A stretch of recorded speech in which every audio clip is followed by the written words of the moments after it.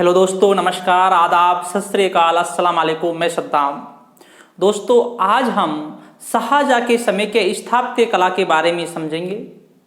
अर्थात जो शाहजहाँ के समय हैं, जिसे स्थापत्य कला का स्वर्ण काल कहा जाता है, क्यों कहा जाता है, ऐसा क्या निर्माण किया था।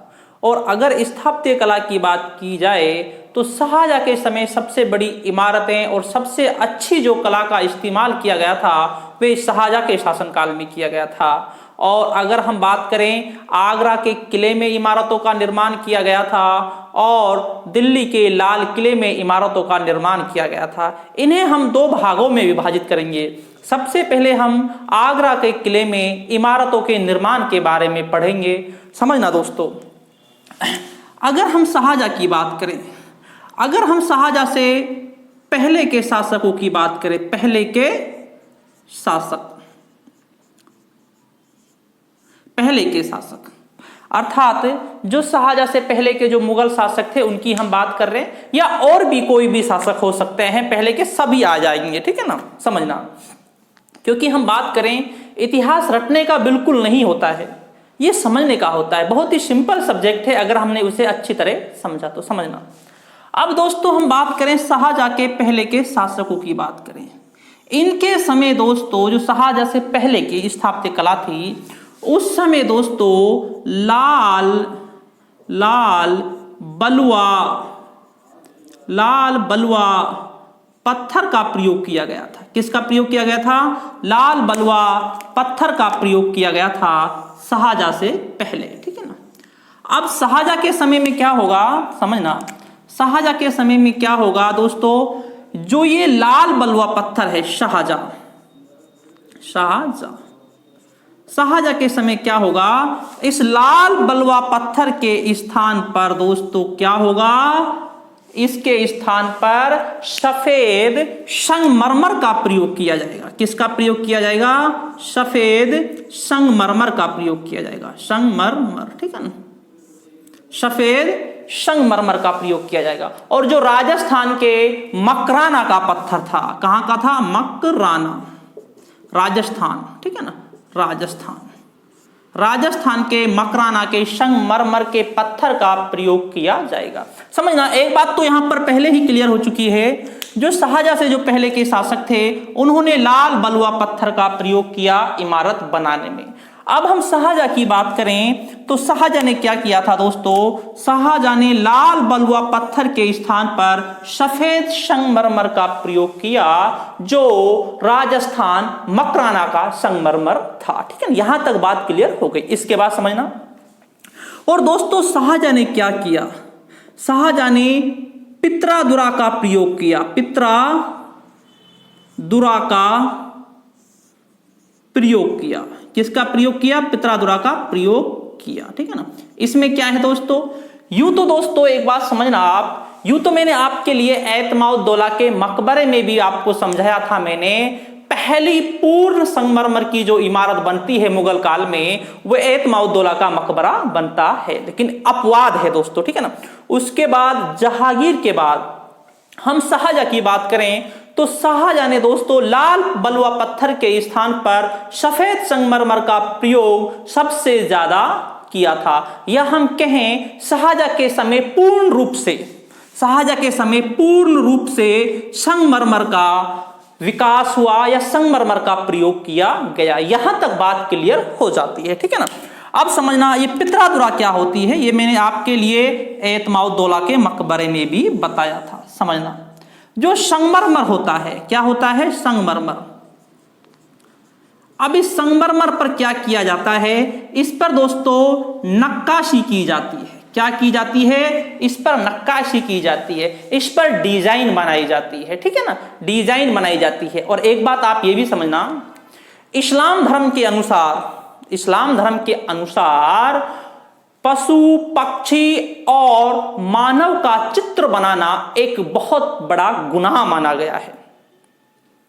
यूं तो दोस्तों मानचित्र कला में मानव के चित्र के लिए बढ़ावा दिया गया था, ठीक है ना। अगर हम जहांगीर की बात करें तो उस समय मानव का चित्र बनाना प्रारंभ हो चुका था, लेकिन दोस्तों बात करें तो बहुत कम मात्रा में जीव जंतुओं के चित्र बनाए जाते थे। सबसे ज्यादा जो चित्र बनाए जाते थे वो फूल और पत्तियों के बनाए जाते थे। किसके बनाए जाते थे? फूल पत्तियों के चित्र सबसे ज्यादा बनाए जाते थे, क्योंकि इस्लाम धर्म के अनुसार यह माना जाता है अगर आप जीव जंतु के चित्र बनाएंगे तो कयामत के दिन आपको उसके अंदर जान डालनी पड़ेगी। इसलिए दोस्तों पशु पक्षियों का चित्र बनाना इस्लाम धर्म के अनुसार एक गुनाह माना गया है। ठीक है ना, यहां तक। अब इस संगमरमर में नक्काशी की जाती है, इसमें फूल पत्तियों के चित्र बनाए जाते हैं। ठीक है ना, उसमें चित्र बनाए जाते हैं, छेनी की सहायता से चित्र बनाए जाते हैं। अब उन चित्रों में क्या किया जाता है? उस चित्रों में क्या किया जाता है दोस्तों? सोना, चांदी और हीरे जवाहरात को भरा जाता है। किसको भरा जाता है? सोना, चांदी, हीरे और जवाहरात को भरा जाता है। जो संगमरमर पर डिजाइन की जाती है उसके अंदर किसको भरा जाता है? सोना, चांदी, हीरे और जवाहरात को भरा जाता है। उसी को बोलते हैं पित्रादुरा। ये एग्जाम में काफी बार आया हुआ है। पित्रादुरा का प्रयोग शाहजहां के समय सबसे ज्यादा होता है, सबसे ज्यादा होता है। लेकिन अगर हम बात करें मुगल काल की, मुगल काल में जो एतमाउद्दौला का मकबरा है, जो नूरजहां के पिता थे, इसमें पहली बार पित्रादुरा का प्रयोग किया जाता है। लेकिन हम बात किसकी कर रहे हैं? शाहजहां के समय में सबसे ज्यादा पित्रादुरा का प्रयोग किया जाता है। ठीक है ना, आगे समझना। शाहजहां के समय को A.L. श्रीवास्तव ने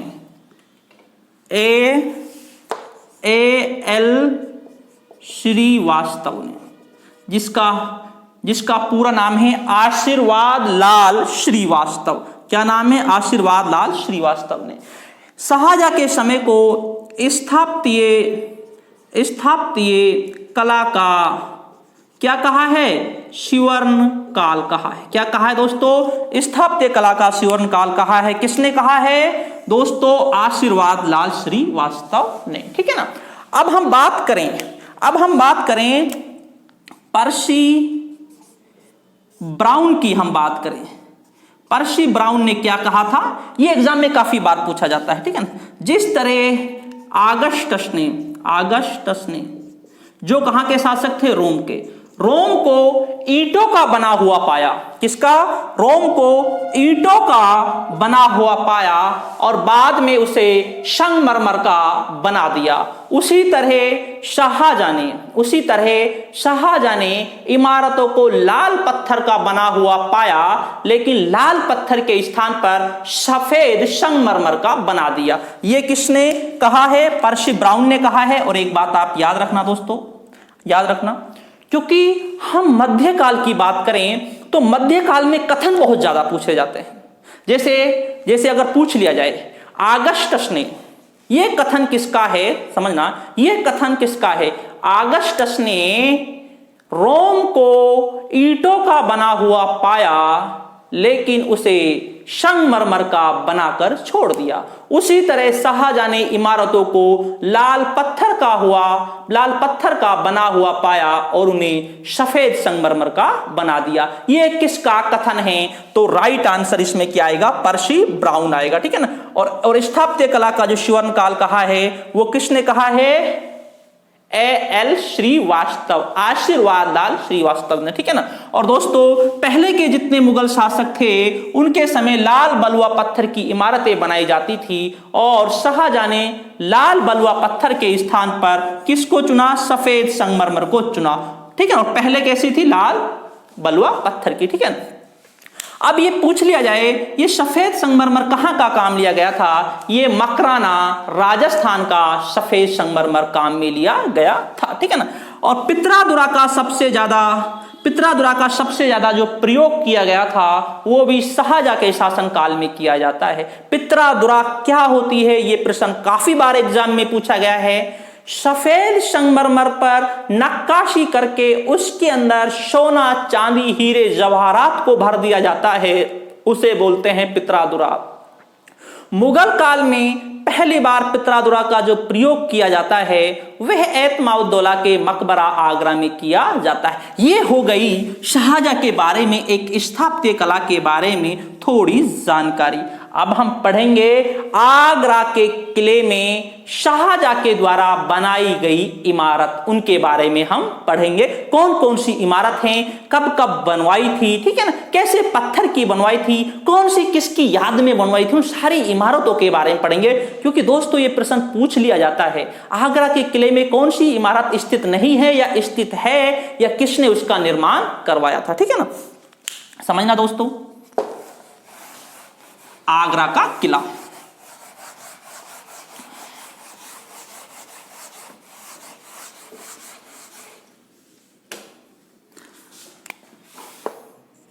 आगरा का किला, पहले हम किसकी बात कर रहे हैं, आगरा के किले की हम बात कर रहे हैं, ठीक है ना। यहां तक हमारा क्लियर हो गया, आगरा के किले की हम बात कर रहे हैं, ठीक है ना। दोस्तों आगरा के किले में अकबर ने लाल बलुआ पत्थर की काफी इमारतों का निर्माण करवाया था। उन्हें तोड़कर शाहजहां ने सफेद संगमरमर की इमारतों का निर्माण करवाया। उन इमारतों के बारे में हम जानेंगे कौन कौन सी इमारत है, ठीक है ना। नंबर पहली दोस्तों, पहली बात करें दोस्तों, दीवान ए आम, ठीक है ना, दीवान ए आम, जिसका निर्माण जो कराया था 1628 ईस्वी में कराया था, ठीक है ना, दीवान ए आम, ठीक है ना। अब समझना, जो ये दीवान ए आम है ये क्या है। ये आगरा के किले में भी स्थित है और यह दिल्ली में भी स्थित है। ये दीवान ए आम है क्या चीज, ये समझना ये चीज। और यहां से कौन से आदेश दिए जाते थे, किस काम में लिया जाता था दीवान ए आम, ये चीज बहुत जरूरी है समझने के लिए, ठीक है। समझना दीवान ए आम, समझना दोस्तों दीवान ए आम। यहां पर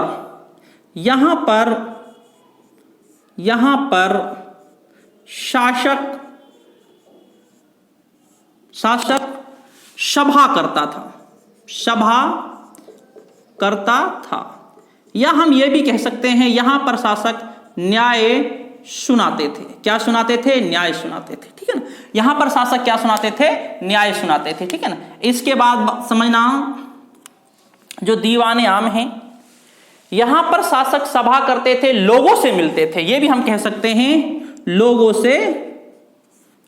से मिलते थे। कहां पर मिलते थे, दीवाने आम में मिलते थे।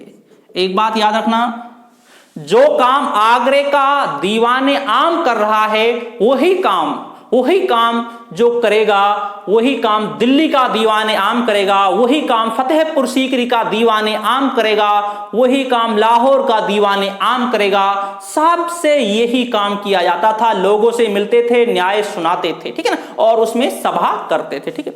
आगे हम बात करते हैं, इस दीवाने आम में एक लगा हुआ था मयूर सिंहासन, मयूर सिंहासन, ठीक है ना,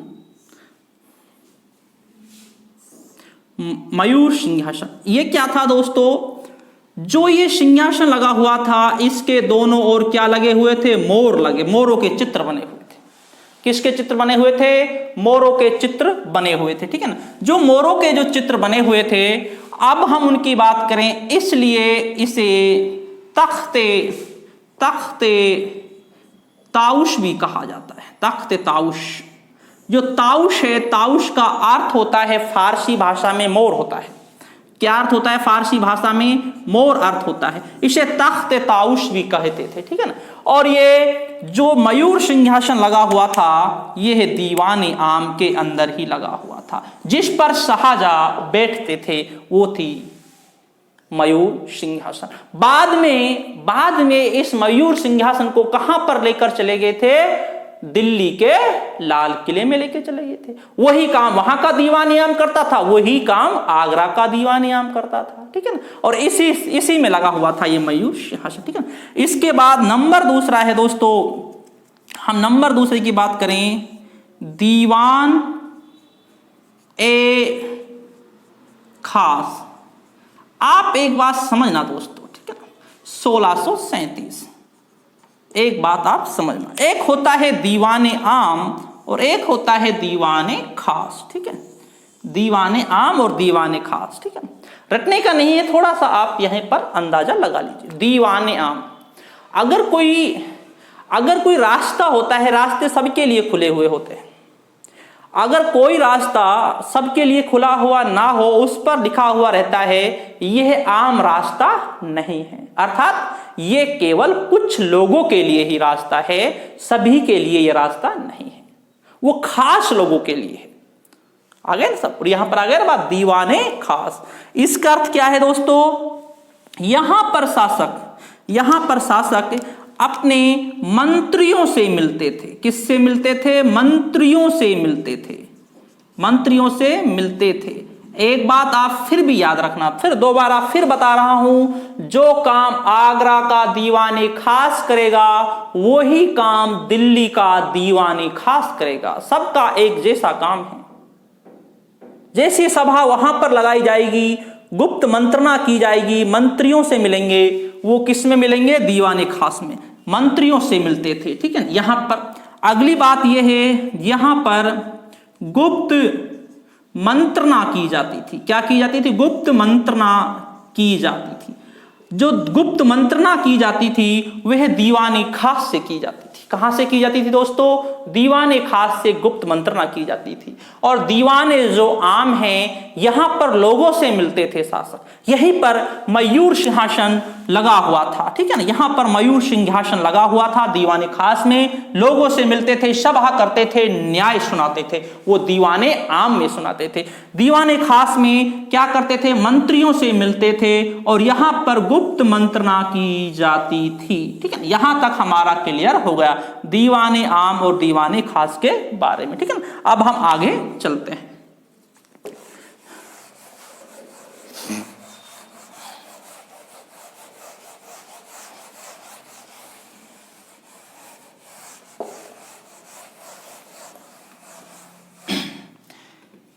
यहां पर दोस्तों मोती मस्जिद का निर्माण कराया। मोती मस्जिद, ठीक है ना। इसका जो निर्माण कराया था मोती मस्जिद का 1654 ईस्वी में करवाया था। अब ये मोती मस्जिद का निर्माण किसने करवाया और क्यों करवाया? ऐसा क्या कारण था जो मोती मस्जिद का निर्माण कराया? इसका जो निर्माण जो इसका कराया वे है शाहजहां ने कराया। किसने कराया? शाहजहां ने कराया। अब बात ये आती है, शाहजहां ने इसका निर्माण कराया। अब बात ये आती है किसके सम्मान में कराया? सम्मान में। ठीक है ना। तो दोस्तों जहां आरा के सम्मान में इसका निर्माण कराया था। किसके सम्मान में निर्माण कराया था? जहां आरा के सम्मान में मोती मस्जिद का निर्माण कराया था। और इस मोती मस्जिद के बारे में पर्सी ब्राउन ने भी लिखा है कि बहुत अच्छी मस्जिद है, कि इसका काफी सुंदर मस्जिद है जो ये मोती मस्जिद है। यहां पर आप एक बात और समझना, ये जो मोती मस्जिद है, यहां पर प्रश्न बड़ा कंफ्यूज करता है स्टूडेंटों को। ये जो मोती मस्जिद, 3 मोती मस्जिद हैं। कितनी मोती मस्जिद हैं? 3 मोती मस्जिद हैं। ठीक है ना। एक मोती मस्जिद है आगरा में जिसका निर्माण शाहजहां ने कराया। ठीक है ना। इसके बाद दूसरी मोती मस्जिद है लाहौर में। कहां पर है? लाहौर में, जिसका निर्माण किसने कराया था? जहांगीर ने कराया था। किसने कराया था? जहांगीर ने कराया था। ठीक है ना। इसके बाद तीसरी जो मोती मस्जिद है वो है दिल्ली में। कहां पर है? दिल्ली में, जिसका निर्माण किसने कराया था? औरंगजेब ने कराया था। किसने कराया था? औरंगजेब ने। कहने का मतलब ये है 3 मोती मस्जिद हैं और ये काफी बार प्रश्न पूछा गया है, दिल्ली की मोती मस्जिद का निर्माण किसने कराया था? तो समझना, जो दिल्ली की मोती मस्जिद है उसका निर्माण औरंगजेब ने कराया था। अगर लाहौर की मोती मस्जिद की बात की जाए तो उसका निर्माण जहांगीर ने कराया था। ये प्रश्न आप हमेशा याद रखना। ये मोती मस्जिद आगरा शाहजहां ने निर्माण कराया। किसके सम्मान में कराया? अपनी बेटी जहां आरा के सम्मान में कराया, जिसे साम्राज्य की प्रथम महिला का दर्जा प्राप्त था।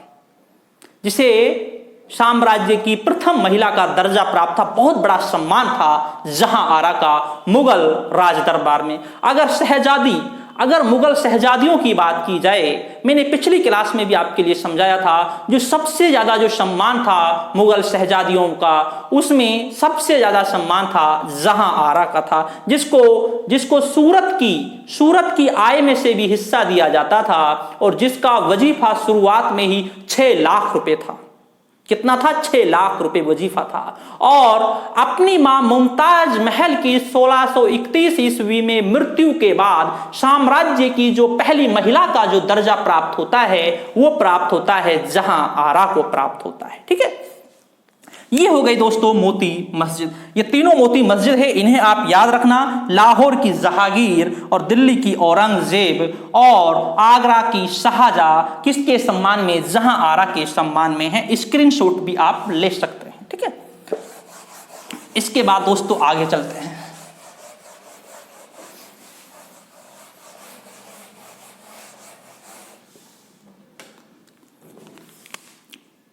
जामा मस्जिद।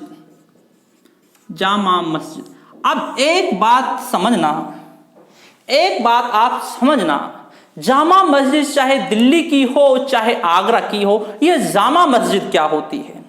ये प्रश्न एक बहुत अच्छा प्रश्न है। ये जामा मस्जिद क्या होती है? बहुत से स्टूडेंट कंफ्यूज होते हैं, सर जामा मस्जिद तो दिल्ली में है। अरे भाई, जामा मस्जिद दिल्ली में भी है, जयपुर में भी है, आगरा में भी है, फतेहपुर सीकरी में भी है, सारी जगह जामा मस्जिद है। जामा मस्जिद उसे बोलते हैं जो एक बड़ी मस्जिद होती है जिसमें सामूहिक रूप से फ्राइडे या जुमा की नमाज होती है, उसे बोलते हैं जामा मस्जिद बोलते हैं। ठीक है ना। और सबसे जो प्रसिद्ध जो जामा मस्जिद आती है वो दिल्ली की आती है। इसलिए आपके दिमाग में हमेशा एक प्रश्न जाता है, सर जामा मस्जिद तो दिल्ली की है। नहीं, ऐसा नहीं है। जामा मस्जिद हर जगह है। जहां पर मुस्लिम शासकों ने शासन किया है वहां पर हर दुर्ग के अंदर जामा मस्जिद बनाई गई है। और बहुत से तो हिंदू शासकों ने भी जो मुस्लिम सैनिक थे उनके सम्मान में या उनकी वजह से जामा मस्जिद बनाई है अपने दुर्गों में। जैसे भरतपुर के दुर्ग में भी जामा मस्जिद बनी हुई है। ठीक है ना, उस तरीके से। अब दोस्तों ये जामा मस्जिद है, इसका निर्माण किसने कराया? इसका निर्माण जहां आरा ने कराया। किसने कराया दोस्तों? जहां आरा ने इसका निर्माण कराया। ठीक है ना। इसे जहांनामा भी कहा जाता है, जहांनामा मस्जिद भी कहा जाता है। यह प्रश्न एक बहुत अच्छा प्रश्न है। क्या कहा जाता है? जहांनामा मस्जिद भी इसे कहा जाता है। इसका जो निर्माण कराया था, इसका निर्माण जहां आरा ने कराया, जो शाहजहां की बड़ी पुत्री थी। ठीक है।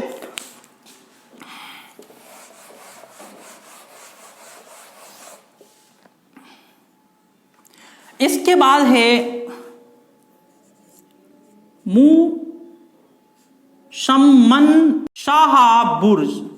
ये शाह बुर्ज वाला जो प्रश्न है, यहां से बहुत ज्यादा प्रश्न आते हैं। शाह बुर्ज वाले प्रश्न में से बहुत अच्छे प्रश्न बनते हैं और यहां से बहुत ज्यादा प्रश्न आते हैं। ठीक है ना। अब समझना, ये जो शाह बुर्ज है, निर्माण शाहजहां ने कराया। ठीक है। किसने कराया? शाहजहां ने इसका निर्माण कराया। और ये 6 मंजिल का है। कितने मंजिल का है? 6 मंजिल का है ये, जिसका निर्माण शाहजहां ने कराया था। ठीक है, 6 मंजिल है। ठीक है। दूसरी बात ये है, ये यहां पर है निर्माण, मान लेते हैं ये यहां पर है। ठीक है ना। और यहां पर है दोस्तों ताजमहल है। इसकी जो एक खिड़की है वो ताजमहल की ओर खुलती है। और 1658 से +8 वर्ष तक 1666 ईस्वी तक शाहजहां को जो बंदी बनाकर रखा गया था, वो कहां पर रखा गया था? शाह बुर्ज में रखा गया था। कहां पर रखा गया था? शाह बुर्ज में रखा गया था। यह प्रश्न एग्जाम में काफी बार पूछा गया है। शाह बुर्ज में 8 वर्ष तक कैद रहे थे शाहजहां। ठीक है ना। अब इसकी जो एक खिड़की थी वो ताजमहल की ओर खुलती थी और शाहजहां इस खिड़की से ताजमहल को निहारा करते थे। अपनी प्रिय बेगम जो मुमताज महल की याद में बनाया था, उसे देखा करता था, निहारा करता था। कितना प्यार था, कितनी मोहब्बत थी। और एक बात याद रखना, क्योंकि हमारा जो टॉपिक आएगा ताजमहल, उसमें मैं आपको समझाऊंगा जो एक प्रेम का जो प्रतीक है, ठीक है ना, जो एक प्रेम होता है वो जीवित से ही नहीं, मरने के बाद भी प्रेम चलता रहता है। ये नहीं होता कि जब तक कोई जीवित है तब तक प्रेम है, उसके बाद प्रेम मर जाता है, ऐसा नहीं है। क्योंकि ताजमहल इस चीज का जीता जागता आज भी एक उदाहरण है, ठीक है ना। ये 6 मंजिल का, कितने मंजिल का? 6 मंजिल का, ठीक है ना। अगली बात करें हम, यहां से दोस्तों शाही जो आदेश थे, शाही आदेश दिए जाते थे। अगर हम शाही आदेशों की बात करें, कहां से दिए जाते थे? वे शाह बुर्ज से शाही आदेश दिए जाते थे। इस शाह बुर्ज से ही शाही आदेश दिए जाते थे। और 8 वर्ष तक शाहजहां जो कैद रहते हैं वे शाह बुर्ज या मुशम्मन बुर्ज में ही रहते हैं। और ये 6 मंजिल की इमारत है। कितनी मंजिल की इमारत है? ये 6 मंजिल की इमारत है जो आगरा के किले में ही स्थित है, ठीक है दोस्तों। और शाहजहां की जो सेवा की थी शाहजहां की बड़ी पुत्री जहां आरा ने की थी, ठीक है। आगे चलते हैं दोस्तों।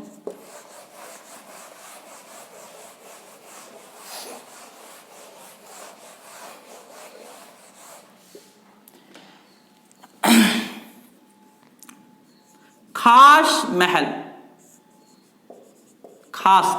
इसी के पास एक खास महल बना हुआ था जिसे झरोखा दर्शन कहते हैं। क्या कहते हैं? झरोखा दर्शन कहते हैं, ठीक है ना। अब दोस्तों ये खास महल होता है, ये झरोखा दर्शन क्या होता है, ठीक है। क्या होता है? जब सुबह का समय होता है उस समय शासक अपनी जनता को अपना दर्शन देता था। एक गैलरी थी, ठीक है ना, और उस ऊपर से हाथ हिलाता था या अपने जनता को अपना चेहरा दिखाता था, उसी को बोलते हैं झरोखा दर्शन। और समझना, शासक के साथ उसकी पत्नी भी जो झरोखा दर्शन देती थी वो थी नूरजहां। जहांगीर के साथ साथ नूरजहां भी जनता को झरोखा दर्शन देती है, तो उसे बोलते हैं झरोखा दर्शन। एग्जाम्पल, ठीक है ना। दीपावली का दिन या नववर्ष का दिन या ईद का जब दिन होता है, जो बड़े बड़े एक्टर रहते हैं, सलमान खान, शाहरुख खान, अमिताभ जी, बड़े बड़े एक्टर रहते हैं, तो उस समय ये जो अपने इमारत के ऊपर, अपनी बिल्डिंग के ऊपर जो आते हैं, जनता इन्हें देखती है, 1000-2000 की संख्या में जनता नीचे से इन्हें देखती है। ये एग्जाम्पल झरोखा दर्शन का ही है। किसका एग्जाम्पल है? ये झरोखा दर्शन का ही। इसी तरह झरोखा दर्शन दिया जाता था। जनता को चेहरा दिखाया जाता था, चेहरा, ठीक है ना, सूर्योदय के बाद, ठीक है। इसके बाद दोस्तों हम आगे बात करें,